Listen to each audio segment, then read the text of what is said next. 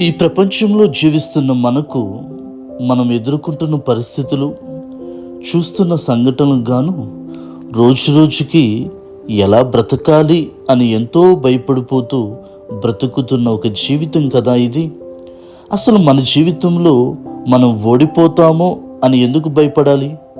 ఎందుకంటే మన శ్రద్ధంతా మనం ఎదుర్కొంటున్న సమస్యల మీద, మన జీవితంలో మనశ్శాంతిని నాశనం చేసే మనుష్యుల మీద, మరి ముఖ్యంగా అనవసరమైనటువంటి కొంతమంది మనుషుల గురించి ఆలోచిస్తూ సగం జీవితం అంతా ఓడిపోతూనే ఉంటాం.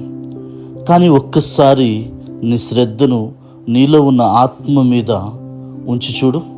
ఎందుకంటే ఆ ఆత్మ దేవుడిచ్చిన ఆత్మ, అది పరిశుద్ధాత్మ, శక్తిగల ఆత్మ, ధైర్యం గల ఆత్మ. నీలో ఇంత గొప్ప సంకల్ప బలము ఇచ్చే ఆత్మ ఉన్నప్పుడు భయపడాల్సిన అవసరం ఏముంది? ఒకసారి ఆలోచించు. ఆమేన్. God bless you.